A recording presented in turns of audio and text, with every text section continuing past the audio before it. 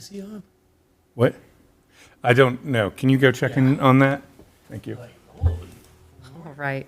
I'll call this meeting of the Poolesville Planning Commission to order. It's April 15th, 2026, and the current time is 7:04 p.m.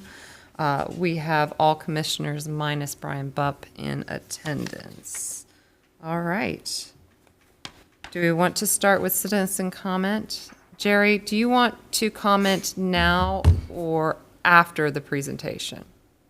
I'm gonna, so I'm gonna do something strange, I'll wait. You'll wait? Okay. I appreciate your, I got you. I won't forget you. All right.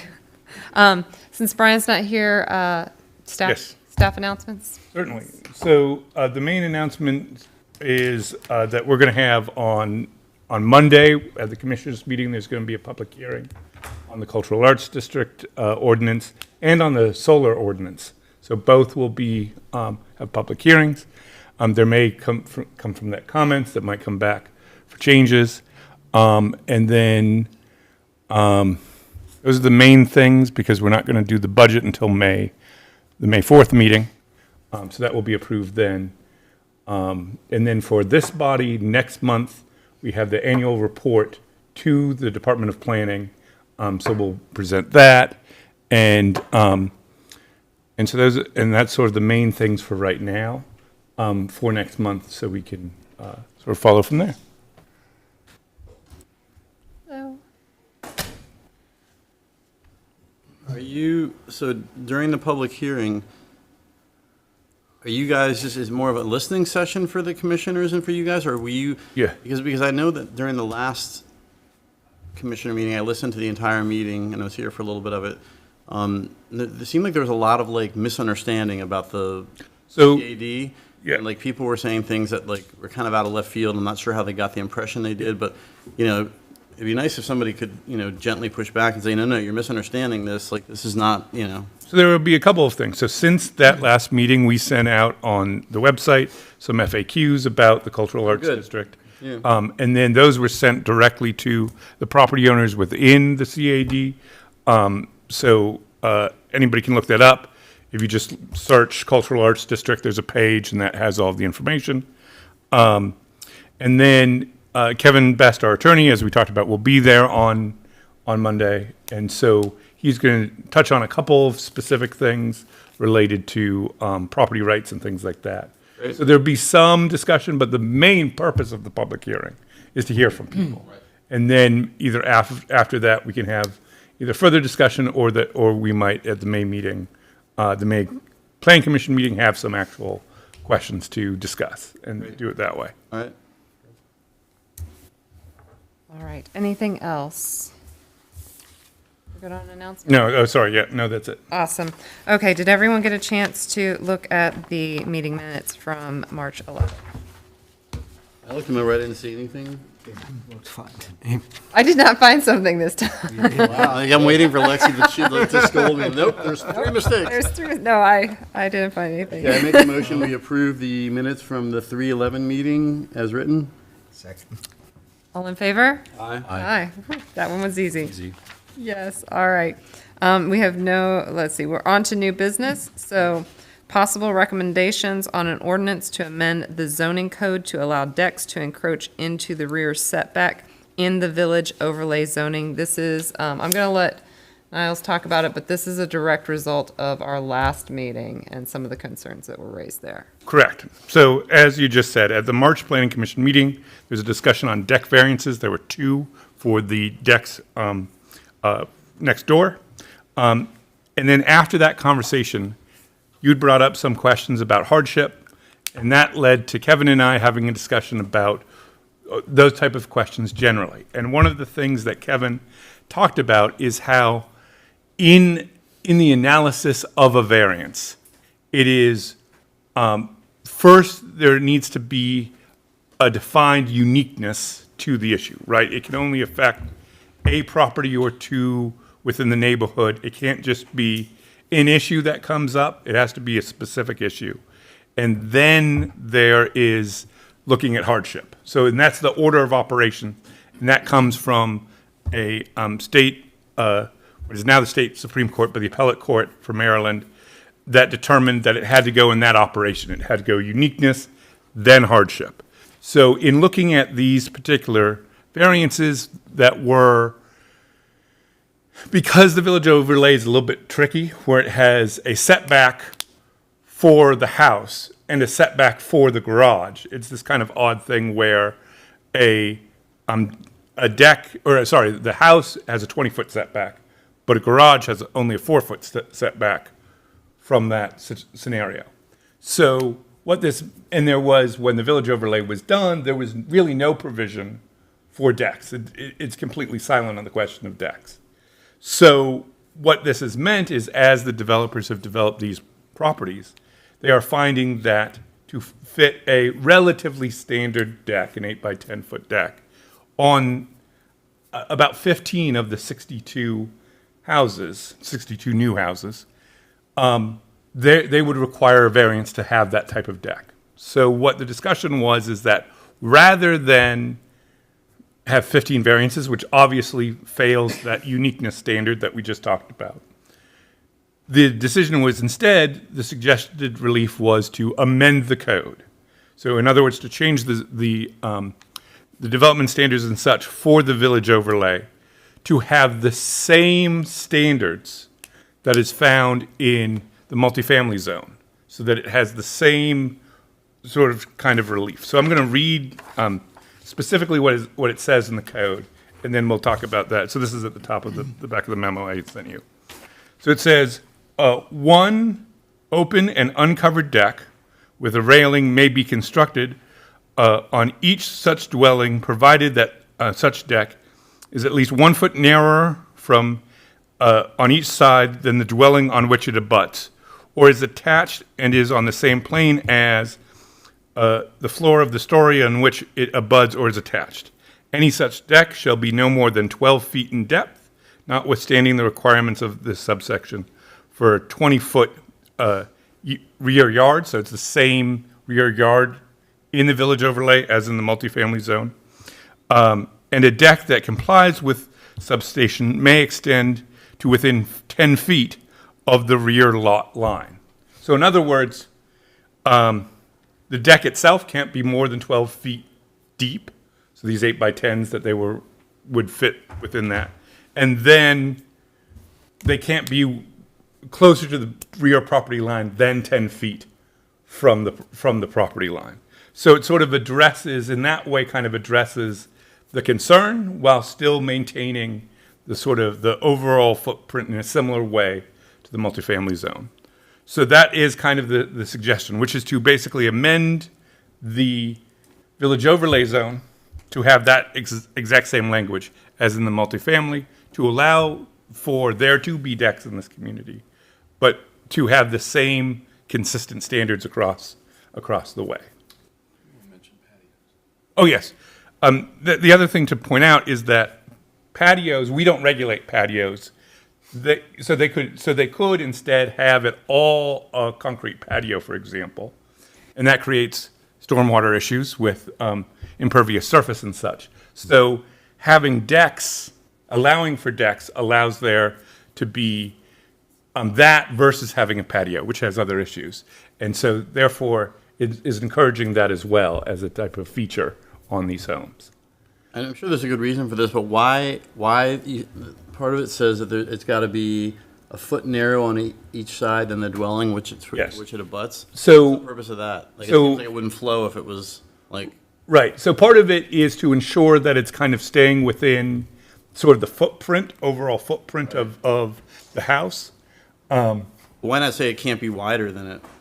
I mean, that could be an adjustment that we'd make, but remember, this is language for townhouses, and the townhouses are attached to each other. Sure. And so in that case, you're still maintaining that difference to each other. Yeah. So we could, for the purposes of amending the village overlay, where it is different, where they are detached, we could do it the other way. We could say that it can't be wider than the frame of the house if we wanted to. I mean, John Strong, you would know, is there some disadvantage to that? I mean, like, it seems like it'd be weird. You wouldn't have much, like, if it was like... It's more of an architectural consistency if you have that bump in, because it defines the defines the structure more. And also, it's an attachment issue, because sometimes when you go, as you go further out, there's not a reasonable attachment point. Okay, Yeah. that makes sense. I'm fine to leave it as it is then. Okay. I personally have no problem with this. It seems like it makes sense.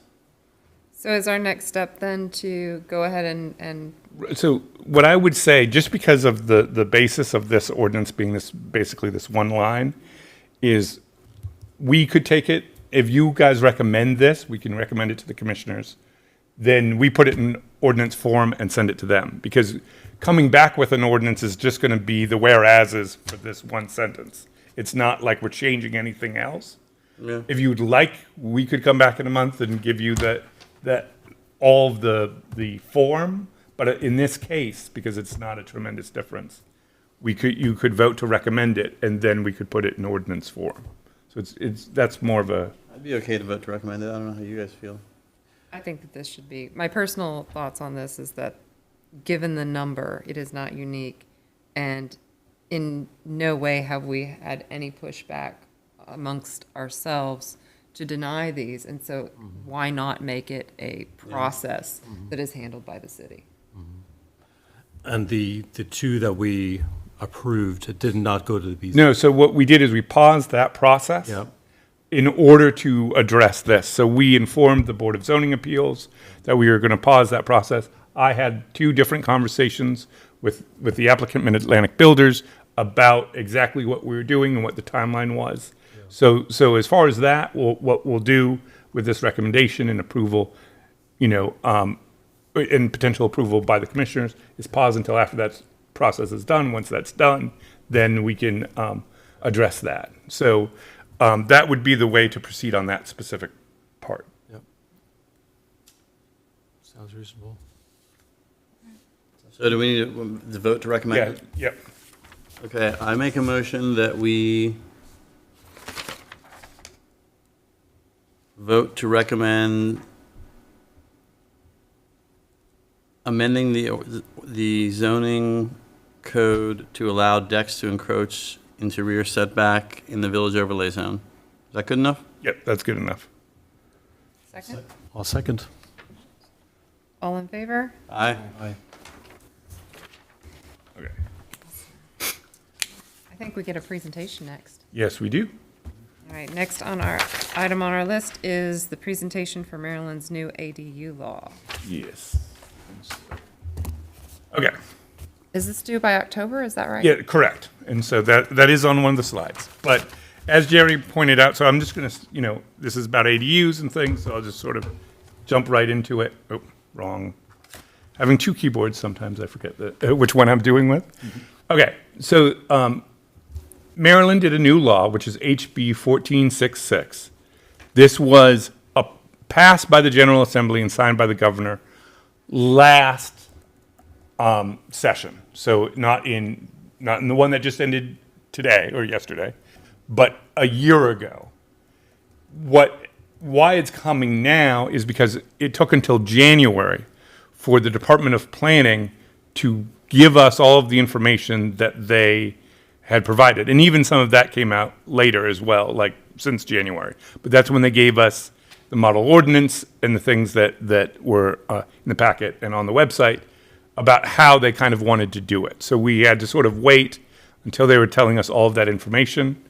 Now, as we said, the impact or the deadline for us to amend our code is October 1st of 2026.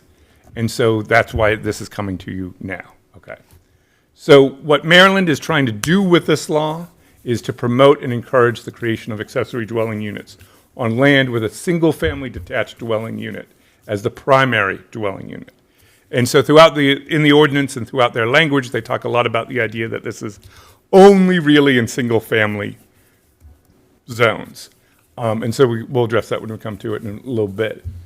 Maryland aims to address the housing shortage by providing a mix quality housing types and affordability options where ADUs serve an important part of that mix. So that's from their language, from the Department of Planning.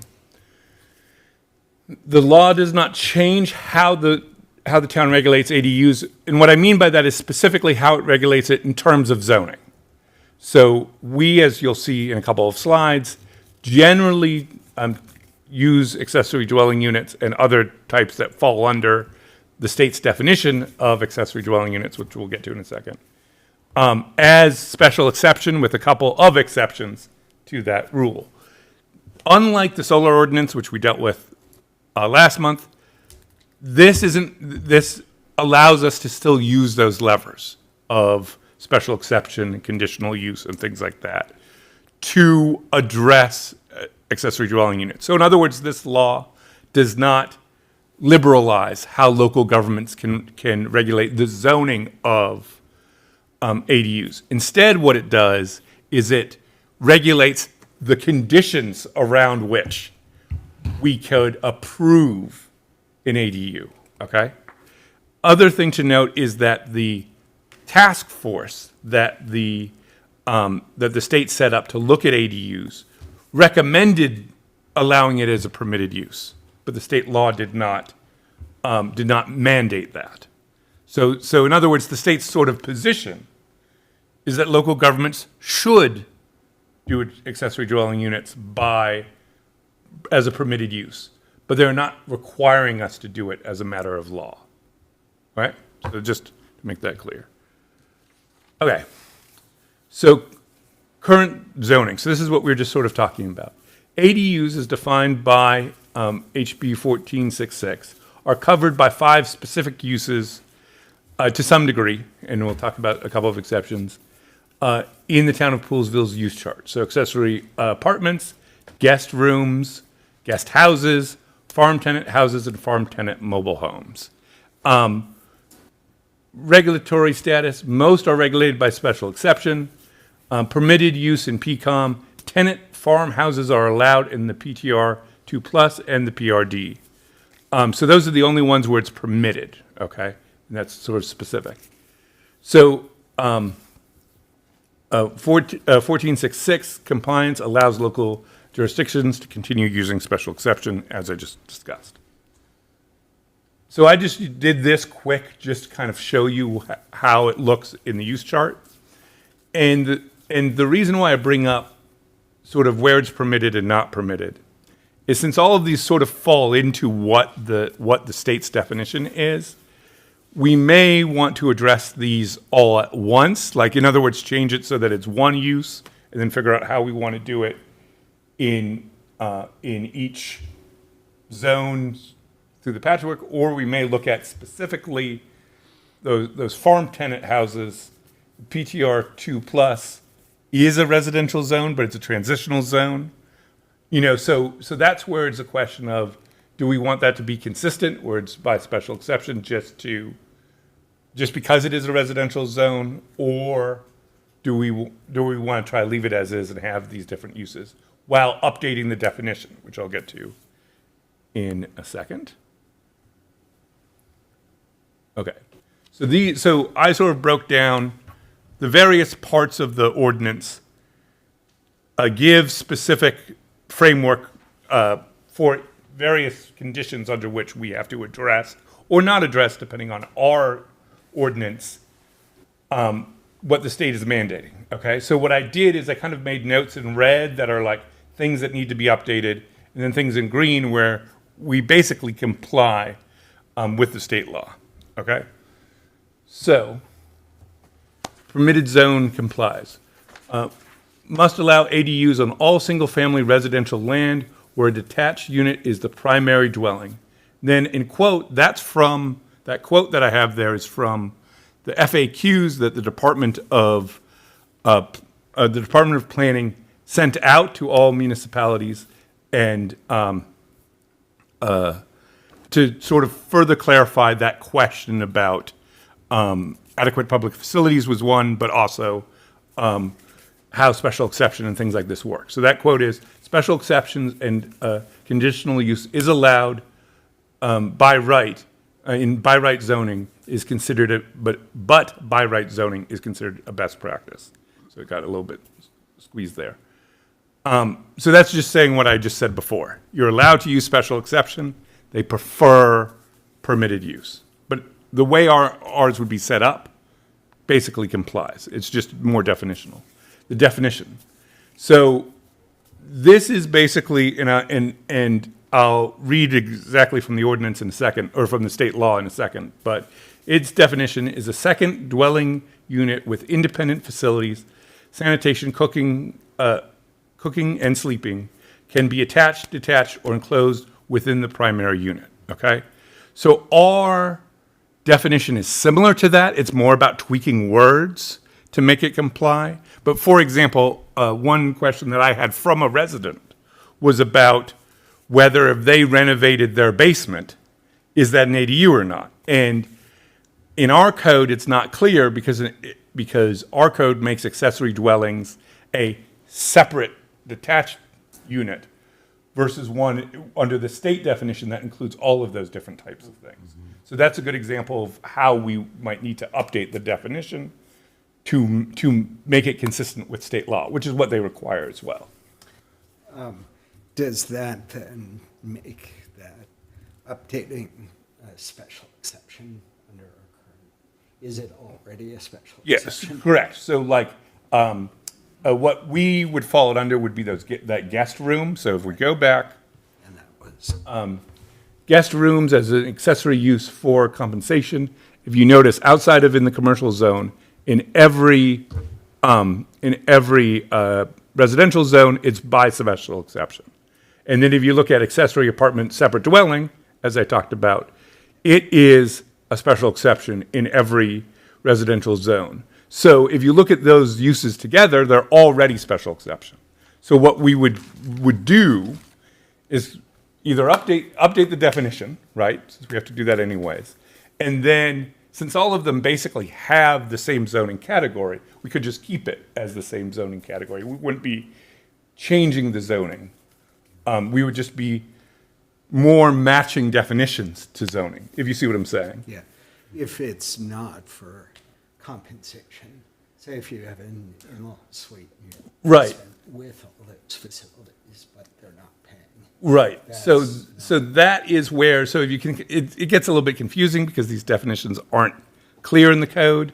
Where you have guest house, an accessory use non-paying, that actually isn't defined in the zoning ordinance. So in general, it's one of those two things that would fall into that category. Whether you're paying or not is not really a zoning difference under the zoning ordinance. It's just that there are two different use categories.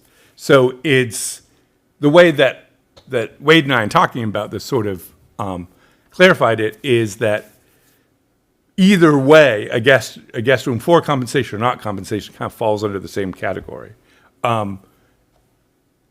But the definitions in general don't talk about whether that's cooking or not cooking. So like if you added a bedroom on your house, right, that's not any of these types necessarily unless you're going to charge people to sleep in that room. But there's nothing in the code that prevents you, obviously, from doing an addition that just meets all of the other development standards. So it is one of those things where there is some murkiness. And so it's not always clear, but it's kind of trying to define these things in that way. All right? Yeah. Okay. So in the state law's definition, so I'm just going to read from the state law itself, just to do it as they say. So accessory dwelling means, as I said, a secondary dwelling unit that is on the same lot, parcel, or tract as a primary single-family detached dwelling unit and is not greater than 75% of the size of and subordinate in use to the primary single-family detached dwelling unit. Okay, so the size portion, which is the second part here, is defined as part of the definition. So we would need to update that, one, because our code doesn't address the size of an ADU independent of a different accessory building. Okay, so our code treats accessory buildings as accessory buildings, whether they're a dwelling unit or not, for the purposes of lot coverage and the size of a shed, right? So in the third acre zone, it's 150 square feet. For a shed, it would be 150 square feet for an accessory dwelling unit. This is changing it, and in fact, it going back to something Jerry said earlier, it also says in the code that a local government cannot change that. It cannot make it less. It cannot make it less than 75%. So the standard by the state is 75%. 75% of what? GLA, GBA? No, yeah, What is that 75%? Because that, yeah, but square feet of what? The footprint? Or the gross living area? I mean, we yeah, can talk multiple. yeah. You got 10,000 square feet. Of gross living area, is that above or below ground? Like, I have a lot of questions. Right. It doesn't say, it just says not greater than 75% of the size of and subordinate in use to the primary single-family detached dwelling unit. That, Big ADU. that's, Yeah. well, but if we're talking gross living area, I know that some people would count their basements as part of their living area. Now, that's technically not living area. But what is 75? I really would like to know the 75% And, yeah, what? and let me see. Because that could be a very big difference between looking at 2,000 square feet or 3,000 square feet. Or are we just talking the footprint? And then can they add multiple level? Like, Yeah. I got questions. Right, let me just pull up the ADU FAQ. So this is our current zoning, is that what he's saying? That's what's required. It has to be. It has to be, it says, in fact, Yes, 75%, that we're limited to that. But 75% of what? yeah. This seems huge. It is huge. Oh, yeah, it is very big. Another house. Small house. Right. And so let me just, Jerry's gonna open a bed and breakfast. Me? I probably poisoned somebody. And some people, I'd make a point to do that, but no. But there's also a height restriction, isn't there? correct, and nothing in this law changes Current. the current height restriction. So it would have to be a very big, very short building for it to comply. You got 2 acres, you can do it. Yeah, right, exactly. But it says, but it also says in the act, so like local jurisdiction shall establish its policies that further the intent of the subsection. And now I'm just looking up the FAQ because I want to check if they further describe what they, Sorry, Jim Brown sent me something, Oh, boy. which is something I don't really need to know. Is it about this? Is he watching us live? It's about buying a house. okay, let me see.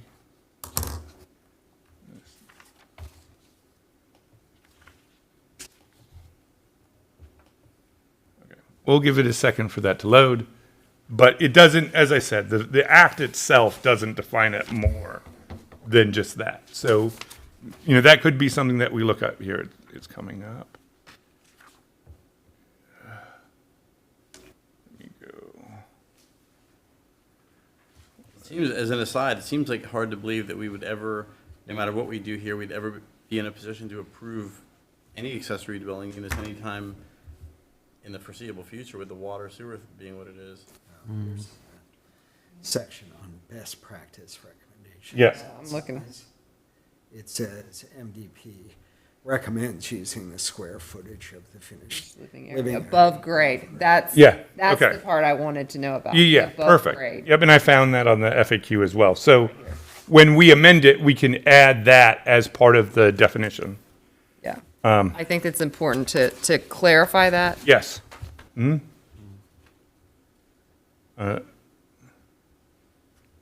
also being finished, that means they can't be like. Yeah. And just this, oh yeah, totally, sorry. This is just so this is clear from the state. HB 1466 defines an ADU as no greater than 75% the size of its primary single-family dwelling, detached dwelling unit.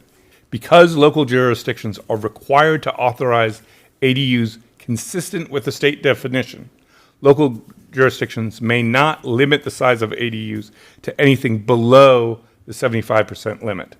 Not all ADUs will meet this size. A homeowner who wishes to develop a smaller ADU may do so under state law. So that's just to put it clearly, that's from the state saying that we have to do that. Okay. So we're going to move on to the next slide unless anybody has any questions further on that. Okay. This is some sort of minor-ish things, but one of the things that it talks about is ministerial reviews. Applications must be approved or denied within 90 days of a complete application. We currently don't have deadlines like this. We talked about this with the solar as well. So we would probably want to add something that just says our review has to be within 90 days. Generally speaking, our reviews are much, much quicker than 90 days. So that's not really an issue from an operational point of view. But since it's something that they require, we should probably put it into our code as well. And then objective criteria only. So it says approvals must be based on objective and measurable requirements, massing, entrance location, square footage, rather than subjective aesthetics. So what we currently would evaluate an ADU with is the development standards, like we do for accessory buildings. So that's looking at height, looking at square footage, looking at setbacks, and looking at lot coverage. Basically, when somebody submits a shed, that's what we look at. I don't think, is there something that I'm missing in that list? Do we have design standards? That's kind of what you need is some design standards. We need Right. design standards. Yeah. Because, and I'll be perfectly frank right now, what I'm thinking to myself is, based upon what I just saw, I could come in and say, well, I got a travel trailer. I'm parking that travel trailer. I'm now renting it out as an ADU. Right. Yeah. And that goes to the farm mobile use as well. But so that's something that we'll probably want to address as well. But then the question of that is how do we make those objective criteria and not aesthetic criteria? Because that's what they're saying we can't base it on. So we'll have to look more at It's a question that needs to be asked. Yeah. I truly do think. 'Cause- Would it be like permanently affixed and Yeah, permanently affixed, Yeah. because on foundation? or a travel trailer, not a mobile home, but a travel trailer, has a bathroom, it has a Yeah. kitchen, and Mm-hmm. it has all the attributes. Yeah. And you can get one for relatively inexpensive. Pass-through doors. And Yeah. parking would be another thing. It's Well, coming up. parking, We're we're getting going to get to Okay. We're getting there. Parking is more complicated. 2 more slides. Yep. I didn't skip that. So yes, so that is sort of those two things. So we'll look at design standards as well and see how that comports with the act. Again, all of these things was just seeing what complies, what doesn't, and how we're doing it. Okay. This is density calculations. ADUs must be strictly excluded from residential density calculation and growth limits. So the town doesn't use density calculations in the way that they're talking about here. We have defined requirements about how big or small lot sizes are, and we have lot coverage, but that isn't density calculations. So we don't really use them for our purposes. So in that sense, it complies because we don't have it. And then the setbacks. The state law expressly says ADU setbacks cannot exceed those for other accessory structures. So we currently, the 3 foot, 5 foot in the backyard is what it is for every accessory structure in town. So it complies in that way, and that we don't have a different set of standards. Okay, parking.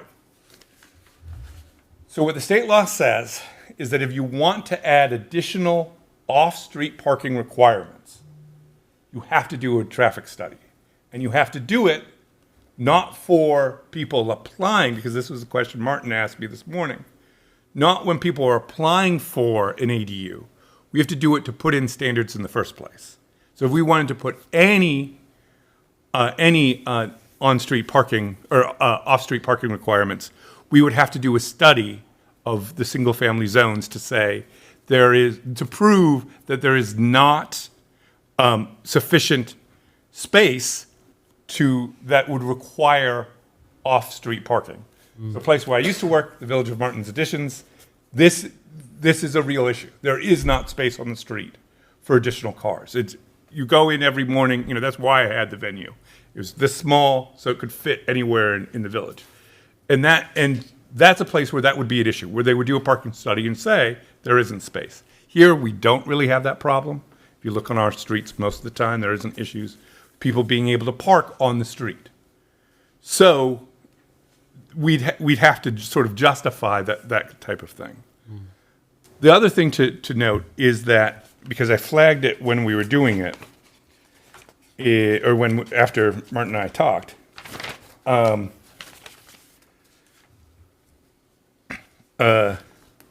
it says that we have to take into account, in order to do parking standards, we have to take into account, 1, the cost to construct off-street parking spaces. 2, whether sufficient curb area exists along the front line of the property to accommodate on-street parking. 3, the increase in impervious surface due to creation of new off-street parking. This goes back to our previous discussion about patios. And the relation to any applicable stormwater management plans. All right. 4, the variability due to the size of the lot, parcel, or tract on which the accessory dwelling unit or primary dwelling unit is located.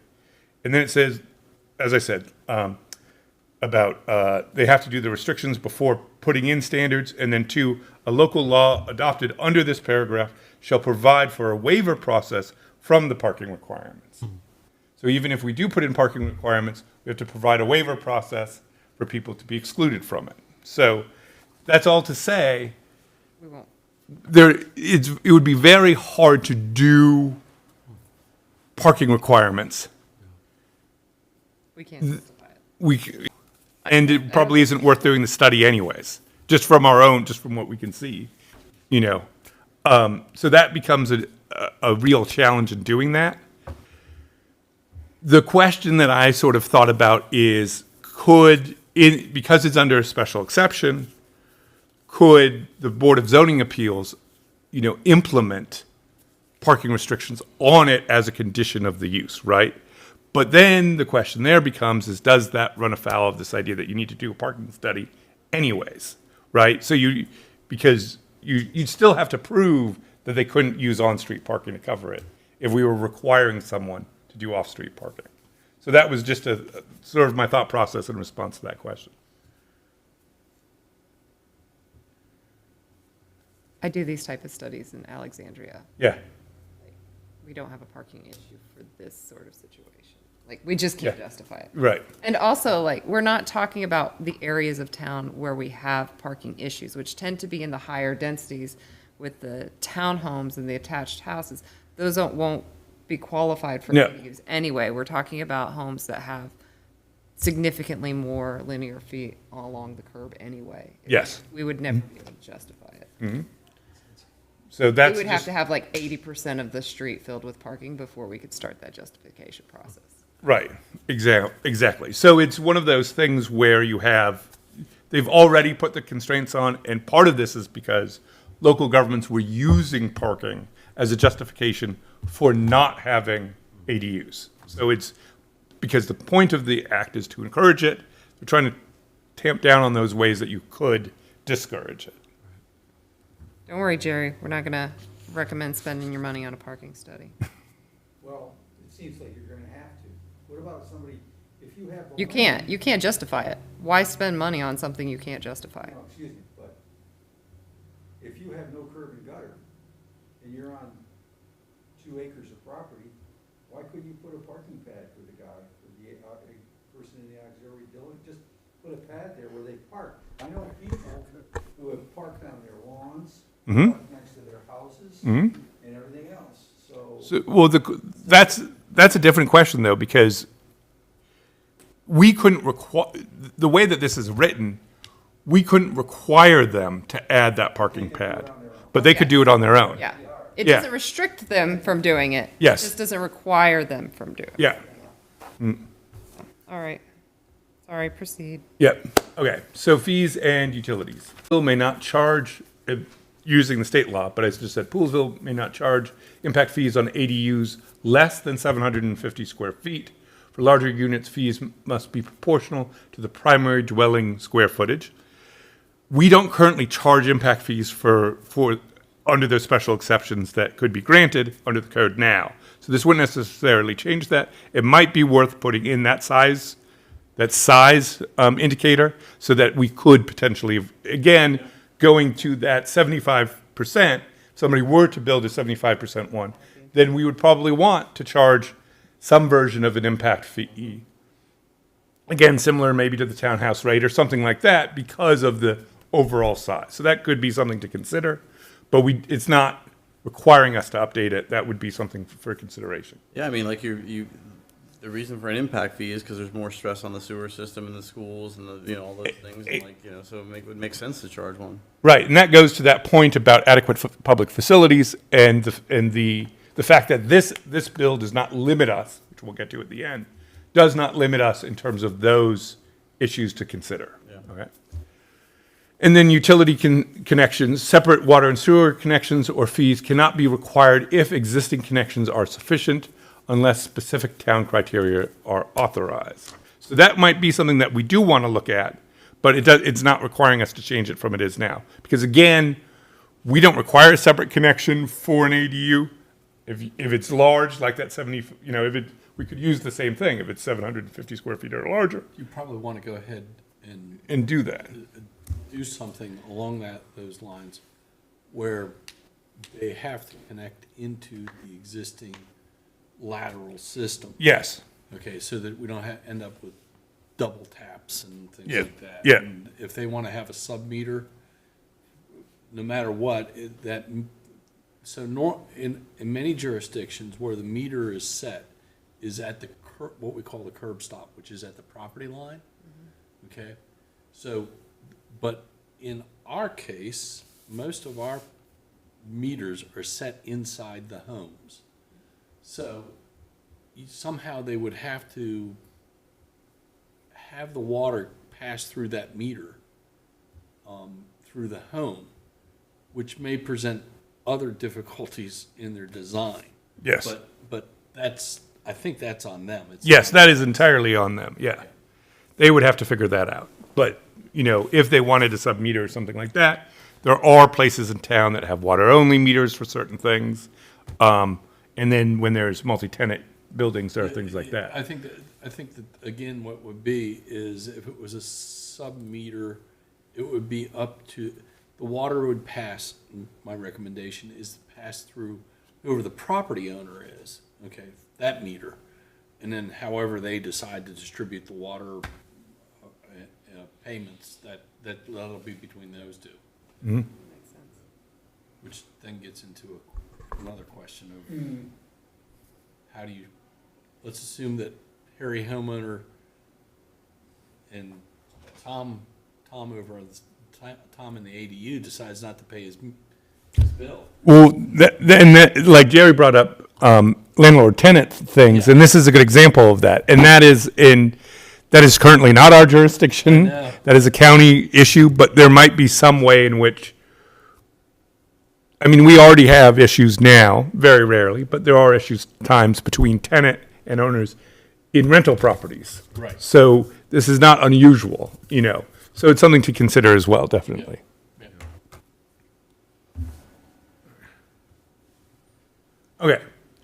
So on the site and in your packets is the model ADU ordinance, and we can go over that if you want to. But my recommendation is that we basically just take that model ordinance. It starts on page 16 of your guys' packets. And utilize it and each section of it to build out our ordinance. The last few pages are literally in the ordinance form, so we just have to add things where we needed to, put in the section numbers, all of those fun little things. Put it all in, with whatever modifications we think about now, so utility connections, design standards.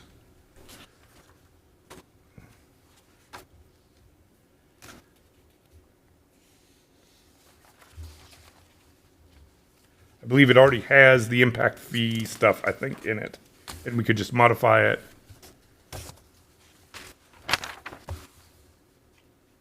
So we could consider that, and sort of use that and bring that back next month as a, here's the sort of nuts and bolts, and then we can have further conversations there. The other thing that it recommends but it isn't a requirement of this act, is this conforming structure status, treating legally constructed ADUs as conforming structures to avoid burdensome to current homeowners. As far as I know, there aren't any in town, so I don't think this is a real issue, but if there was one that we weren't aware of for whatever reason, this could be something that we'd have to consider. But as far as I'm aware of, and I think there are people in the room who would remember long enough back, I don't think there has been one, you know. I mean, are you saying that there's no, like, granny? Say again? You're saying there's no accessory, Dwelling unit. Separate accessory dwelling there unit. may be like, in mother-in-law suites. There may be that, but that, It's connected. but those are connected, and there's a separate question, which is, if it is just a bedroom and a bathroom Yeah. without a separate cooking area, Yeah, that's not an ADU. but you wouldn't know. I mean, you wouldn't. But you wouldn't know, because that was somebody who just did an internal renovation to their house. Yeah, The question would only be if somebody came in and said, oh, because of this, oh, now I want to add a kitchen, and there's something that doesn't conform to the act. I think the idea is to say, we're just going to treat that as a legal ADU and work around it. That's what they recommend. That isn't required. That's another thing that they just sort of added as a best practice type thing. okay. I mean, So it might be not worth it to us because the odds of that happening might be rare, and we probably, would want to have more conversation with that property owner. is there an onus on us to go out and find those or notify people to tell us? No. Generally, that's not the type of thing we do in this situation, Yeah. because it's not how the internal layout of their house is the internal layout of their house, for example. I'm just trying to picture down the road, if someone says, look, Yeah. I've always had this. I didn't tell you, but it's always been there. Yeah. Now I want to be, grandfathered back to whatever. Yeah. It becomes a real issue with permitting when you go to sell the house. Yeah. It gets picked up on, and then there's like a process for you to go through and Right. have it permitted, and Yeah. then they would have to, there is a process usually in place in Yeah. most jurisdictions to overcome that, but it's gross. Yeah. It's not an easy thing to do, so this was, again, their way of saying, should you make it easier? Yes. That's basically what they're saying, which is the overall gist of the bill is, Yeah. just make it easier. That's kind of the idea. Are you saying that our homework for next month is to become familiar with all this? So, And then we're gonna go through it step by step and like figure out if we wanna change it or like how we wanna change it or whatever? So what I think is most of this presentation is what needs to be changed, right? There's a couple of things that we've brought up how we do. My thought is we put it in ordinance form, you guys take a look at it and ask questions, and then we go through that. If you want to read more of this, there's plenty of stuff. There's stuff about how to do some of the things that other jurisdictions have done in terms of best practices, but that's my thought, okay? I like that. But before we get to any of that, there's one last thing that we got to talk about. Yeah. Which is water allocation. As Jerry had asked me, this bill doesn't say anything about adequate public facilities. What the state told us independently of that, what the state said independently of that, and it's in their FAQ, is that this doesn't change anything regarding adequate public facilities. In other words, if you have an issue like we do with water, they're not going to say, you have to approve these even if you don't have the adequate public facilities. We can still take that under account. That's decent of them. Yes. We could be in trouble if it wasn't like that. But the question that I asked the state was, how would you recommend addressing the water allocation question? So what they came up with is what's the last bullet there. Staff recommends updating the water and wastewater allocation plan, which we'll talk about in general in just 1 second, to include ADUs as an allocation category with a usage of 243.75 gallons per day, as we do, or 75% of a single-family house, and have the ADU state, and the ADU ordinance would state that ADU allocation would be approved by the town commissioners. That second part is just to make it consistent with how they deal with subdivisions. When they do a subdivision or a single lot, the town commissioners have to approve the allocation. This is just making it consistent. And that was part of the discussion with the Maryland Department of Planning. So, in other words, we just have that as a quick little thing that says this is what the allocation will be in the allocation plan, and then we put in the ordinance, water allocation has to be approved by the town commissioner. So it would follow that same process. And so, and then we have to figure out, come the water allocation plan, do we want to have a set aside for ADUs, what that amount is, so on and so forth. Because if somebody comes in with a plan that conforms with all of these conditions, and there is water available, we want to know how we want to address that. So that brings up the conversation we had a couple of meetings ago about revisiting the water allocation plan. And so, do we want to have a conversation about that at the next meeting or a meeting afterwards, depending on how we go through this, where we talk about that in general, the allocation plan, since there's other things that we have to do, or we have to think about related to that, related to the water capacity management plan that was in this year's water capacity report, and pull all that together to sort of make a plan for the next 3 years, knowing that we are still in the process of remediating PFAS. We're still in the process of looking at the well centralization for PFAS and all of the other, well development questions, getting the permits renewed, which we have not gotten back yet from the state. So there's all those pieces that are still out there, or do we want to just focus on the ADU part and then we'll come back to the water allocation plan later as we deal with that? So that's the bigger picture question on allocation.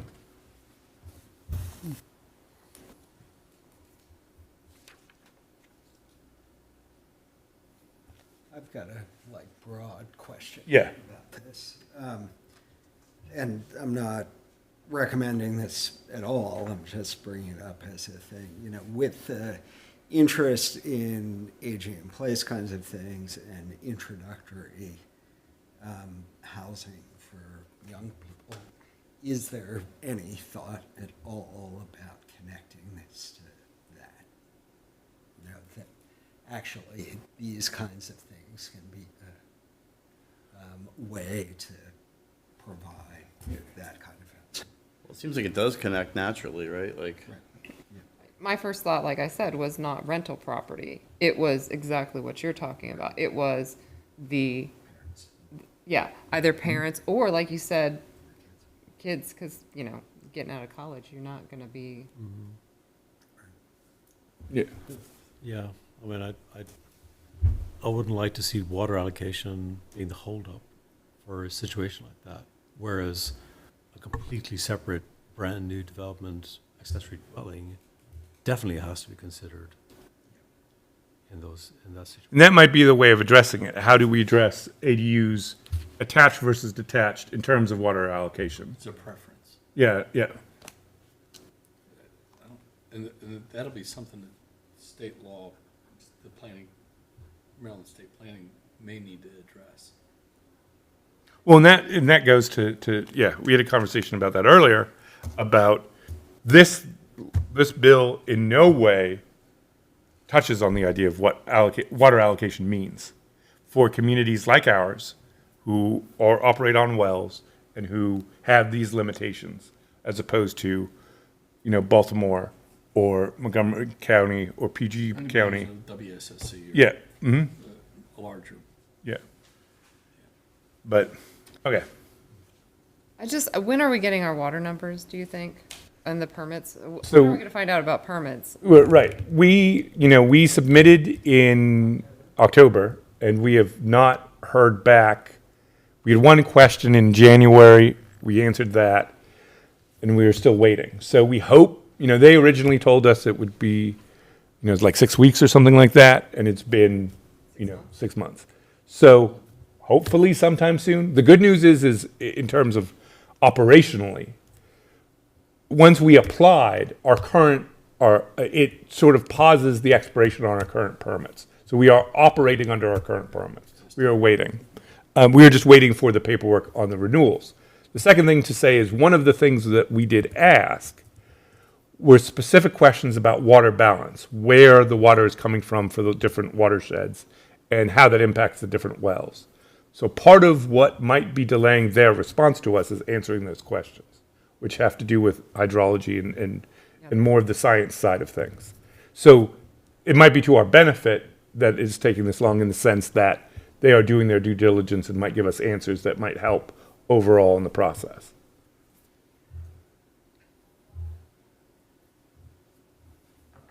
Thoughts on how we proceed with this? Does anyone have preferences?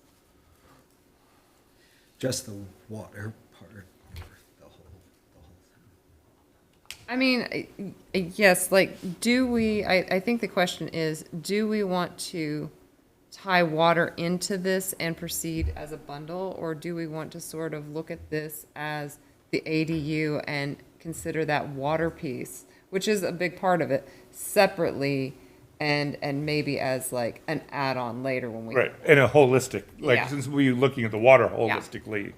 Like, You know- do we delay this to get the water piece? I think it becomes like, what is our timeline? Yeah, and because we have that October 1st deadline to update the zoning ordinance, I would say that it makes more sense to proceed with all these other things, considering that because water allocation in adequate public facilities, something that this does not affect, it doesn't mean that somebody could come in the interim and apply for an ADU and necessarily get it approved, because like with the recommendation of this body, that we hold off on allocation for subdivision, we would also, I think, include, or you guys could make a recommendation to include ADUs in that. Since it's technically not a subdivision, It's an increase in population. it is an increase in population. So therefore, it would fall, as we've discussed sort of internally, it would fall under the same process. Right, So essentially, use density.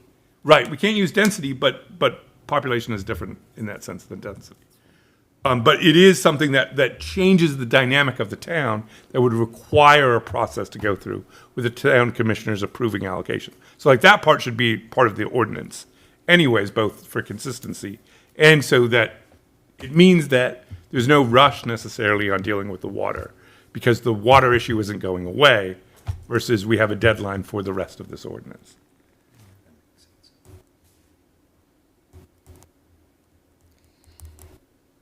All right, before we go any farther, Jerry, would you like to come make your comments? You have 3 minutes.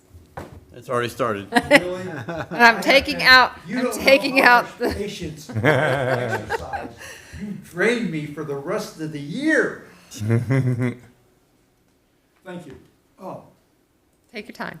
snap, crackle, pop. But anyways, thank you. Name, Jerry Klobakowski, 17300 Fletcherall Road, Poolesville, Maryland. And the accessory dwelling unit legislation passed by the Maryland State Legislators and signed by the governor, which mandates ADUs, usurps municipal legislative authority and powers, forcing them to modify their zoning codes to allow ADUs. It doesn't say, you can, you should, you're recommended to, or you're permitted to. It says you must. That's not right. And I have a question. When HB 1466 was being considered during the 2025 legislative session, did our District 15 legislators, none of which the House members were sponsors of this bill, consult with the Poolesville Town Commissioners to obtain their, information on it with respect to our situation? And if so, what did the commissioners tell them? I know Poolesville did not have anyone on the Maryland Municipal League Legislative Committee since I left it after 2.5 years, having lost the election. And I did call the Maryland Municipal League and spoke with a gentleman who said that he did not know what the position the committee took on it when they were screening all the bills, and they screened a hell of a lot of bills during the legislative session prior to and during to give a yay or nay based on what is the impact to individual municipalities. And I know for a fact that their recommendations for against or with modification are listened to and generally accepted by the state legislators. Okay, and one, as an example, when I was on it, there was somebody proposed in the House a legislation that we, the Maryland state municipalities, do not deal with any companies in states which are now helping to pollute the Susquehanna River and the Chesapeake Bay. And I said, excuse me, we have sewage sludge that we truck to Pennsylvania. So, and that costs us like $200,000 a year. Where are we going to give it now? Where are we going to put it? And they said, oh yeah, that's right. So they do have influence, and they can change legislation which can negatively or positively impact municipalities. Okay, I thought even before a municipality would consider enacting this, it would be allowed to ensure it had adequate public facilities to accommodate additional population in specifically water and sewer. We, unlike many municipalities along the Potomac River, do not get our drinking water from the river. We are on well water. Even though the Department of Planning recommended we use the reduced daily consumption of 275 gallons per day for ADUs versus a 325 for single-family homes, and I also believe townhouses, the town already has allocated that water for existing homes and new developments. I doubt households would be willing to give up 50 gallons a day to accommodate ADUs. So where are we supposed to get the additional water? Additionally, I heard our area of Montgomery County is still in a moderate drought. When crafting this legislation, was there any coordination with respect to existing municipal resources between the Maryland Department of Planning and the Maryland Department of Environment? The latter deals with permitting wells, sustainability of watersheds, etc. If we're going to need more water, it follows we are also going to increase sewage. We need to increase sewage processing capability. What about additional traffic in and out and around town? By the way, ADU's size can be up to 75% of the current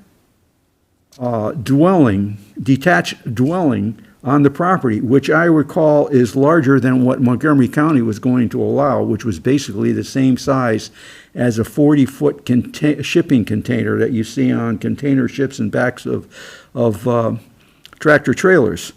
I know not many town properties would qualify for ADU. But who pays for the adjustments in our water system? The handling of the increased wastewater treatment plant load, increased usage of parks, streets, and sidewalks and their maintenance? Or is it through the property tax? Or is there going to be an ADU-specific tax? Okay? With respect, and one other thing. If it's attached to the house and it's a parent, grandparent, aunt, or uncle thing, I can understand that. Okay? Because there's going to be an agreement between the relative, of both the relatives on, what they're going to get. But I know for a fact that one relative, friend of mine, he lives in a basement. He has not completely a full kitchen, but he has a bathroom, refrigerator, sink, kitchen, and I think stove or microwave. Okay, so he's almost, self-sufficient, but not quite. So, that's one thing. Then the other thing is, with respect to increasing the town's water supply, I remember hearing a commissioner mention that a property owner adjacent to the town would be willing to offer a well if they were annexed into the town. Well, it would have to be a real gusher, in my opinion, before we would accept another 50-gallon per day well, or per minute well, I'm sorry, okay? So, which we have gotten more of than anything else. And I'm sure the property owner would eventually come in with a development request. But also, all the wells in western Montgomery County, if there is a drought, are going to be affected by the drought. So, it's a little bit, give and take there, or that's not the exact wording I want to use, but, you get the idea that everybody's going to be in the same basket. One of the reasons for the bill was to meet housing needs of Marylanders. If you drive up Monocacy Boulevard in Frederick, hundreds of townhouses have been or are in the process of being built on what was previously farmland. And I'm not sure on Route 15 North, on the west side of it, they were clearing a lot of land. Now, I don't know if that was for homes or for data centers, but, to see the number of homes, townhomes that are built off of Monocacy Boulevard, it's amazing. And just because the ADU is smaller, it doesn't mean they will be cheaper to rent, because it does say they can be rented.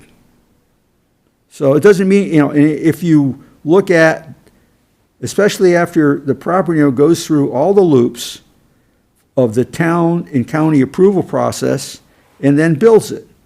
Of course, there are probably a lot more 40-foot shipping containers that could be used, or trailers, tractor trailer, or what, John, what did you call that thing in the mobile, not a mobile home, but the travel trailer?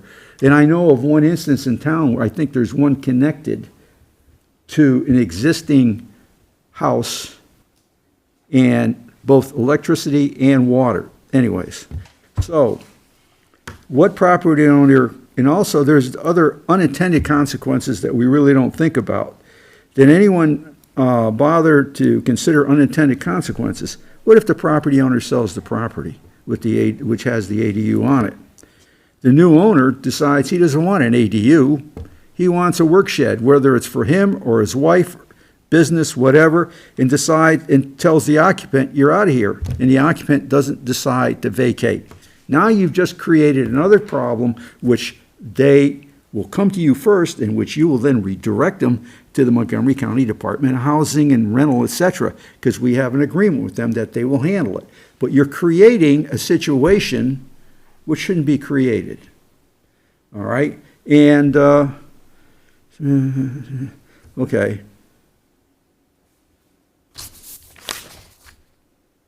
The other thing was utilities. You could always have a meter inside the attached dwelling unit or the outside one and track what it uses versus what the house does, and then subtract the total of the water used in the ADU from the total water usage that's tracked for that house, that dwelling unit, possibly. But I think it really gets confusing there, and you're running into problems like, squabbles over, well, I didn't really use that water, that was somebody else, and yada, yada, yada. I just don't understand that. And along with the other utilities, phone, electric, cable, FiOS, et cetera, et cetera, et cetera. So I think there's a lot more thought that should have been put into this thing, and it should have been left up to each municipality to use their own knowledge of their area and their own common sense to determine whether they really wanted to proceed with ADUs. Thank you. All right. Any additional comments or discussion on this?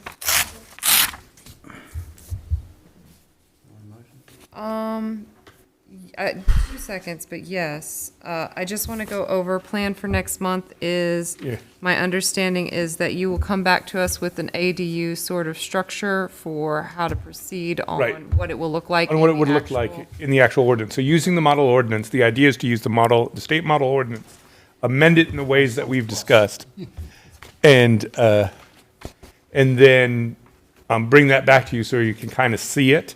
All right, and you're going to touch the definition, you're going to add size constraints with specific language on grade finish above. Yep, and then what I figured with the size, the other thing that I meant to mention is that we'll make it also not just in the definition, because sometimes it's difficult for people to find the definitions for these things, because it's in a section at the end of the zoning ordinance, so I figured we'd also make it a notation on the development standards, so that for every zone that it applies to, it will be a notation that explains that it can be up to 75%, so that that is clearly understood when people are doing it, when people are looking at it. All right, I just want to make sure that I got all these. The Yep. the ministerial review set part, the design standards, thank you, you mentioned. Yep. And I think parking, there's nothing we can do, There's nothing we could do that. I but think it the needs to one- be the- addressed. We just right? need to say that there won't be any parking requirements, I think, because the law requires us to say that.